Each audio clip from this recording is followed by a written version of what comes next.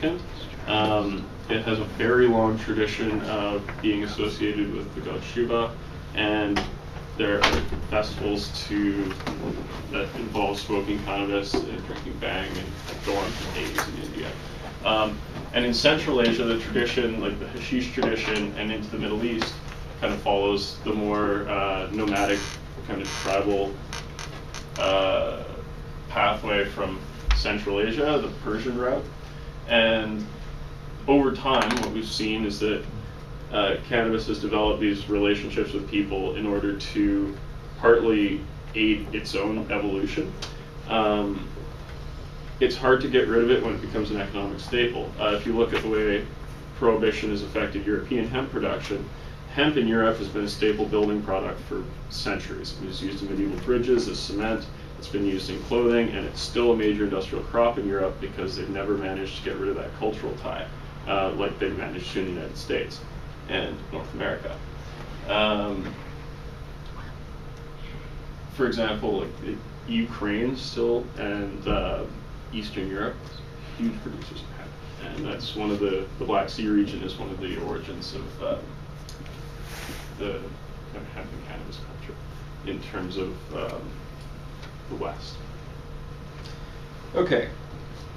The next thing I have to go on here is how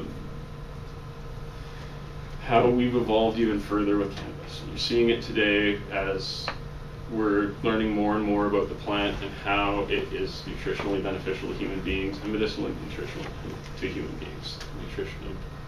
Medicinally beneficial. As a nutrition, hemp provides all the proteins, the amino acids, and the omega fats and fatty acids that we need to survive as human beings. Period. You can live off of it on its own.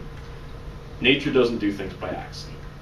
We've evolved over 2 million years with plants and analogs of this plant that we're now just crossing over into each other on a global scale to form more advanced versions. And the way that the human body has evolved along with it to utilize the plant to its utmost extent is just evidence that we've been doing this for a reason. That the plant has evolved to give us the best nutrients we can have so that we will propagate it and it will propagate us. And this is the term eco-coevolution. We've evolved in our ecosystems to resemble the things that help us survive. And cannabis has been so successful in helping human beings survive that in spite of prohibition and in spite of pretty much everything else, it's managed to spread itself all the way across the globe, and in various ways. Like if you look at North America, it was introduced initially by the British as a fiber crop and a food crop, and in order to get rope, really, because the American colonies needed to supply the British Empire with rope that they weren't getting from Eastern Europe, France, or Russia because of their embargoes and the deals that they were making in the wars in Europe. So they turned to the American hemp farmers.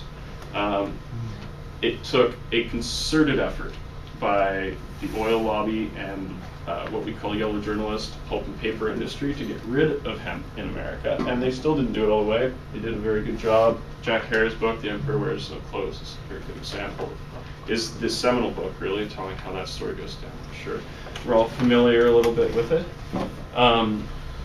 What has been really interesting though, and Jack Hare's book is kind of the beginning of this, is that in spite of all the levels of prohibition that have been put out there lately, and all the things that we've had to deal with in the last little while, hemp is now becoming a product of the future. In terms of building product, it's extremely efficient. And if you look over its history, it's always been used that way. In ancient China, we have examples of it being used in pottery and then quickly being used as a clothing staple and as a food staple. In India, it's been worshipped all the way through its history. Buddha, for example, his tradition holds that he lived on a hemp seed a day as he on his steps towards enlightenment. Forms outside of our Western culture the cornerstone, really, of many of the world's mystic religions and traditions, especially a lot of the non-religious spiritual traditions, for example, like Buddhism, some forms of Hinduism, which are a little bit more esoteric. There's also a long tradition of hemp and cannabis used throughout the mystic traditions in the Middle East, the Sufis and the Hashishins, for example, in Afghanistan. And we're looking here at groups who've used cannabis over a century stretch of time in order to what they would call term reach enlightenment, to find out truths about the universe, to gain a different perspective on a problem, to aid in meditation. And these are things that have been passed down over time as well. And Western traditions are just finding this out now.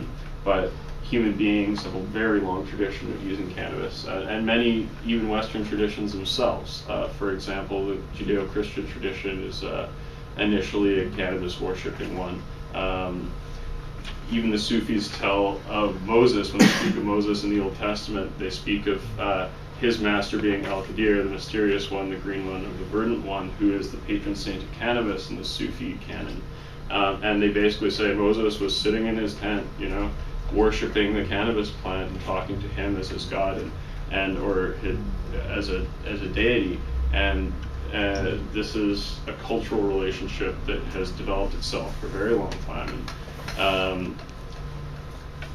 And even in that context, it brought forward to the Jesus story and how some of the myths state that Jesus used a soporific of cannabis and other herbs to fake his death on the cross and flee to India and just to fulfill the myths in order to start what he hoped would be traditions that would carry forward. Unfortunately, it's not always been the case.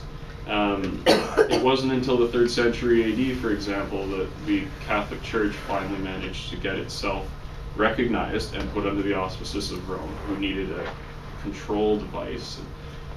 For 300 years before that, the Christian tradition under Gnosticism had been a mysteries tradition based upon plant and other psychoactive worship and the use of ritual in order to develop different divine states. So we're looking here centuries long. Ted next week is going to speak on the history of prohibition, so I'm not going to go into it further. But we're looking here at the basis to all of our cultures being formulated around what we would now call tribal psychoactive drug use. Cannabis being one of the most prominent in almost every Asiatic and Euro-Asiatic culture. What's even more interesting is that there's prehistoric evidence of cannabis use in Africa. So what that tells me is that even though we have this origination in Asia, that we have a huge history of it. Because if this happened 10,000 years ago, there's no way we have stories of these tribes in Africa who have the basis of their tribal histories the use of cannabis, for example, in South Africa, in deserts. So in the Kalahari Desert, the Bushman tribe uses cannabis, and they use the whole plant, top to bottom. They smoke it, they use it as medicines, poultices, clothing.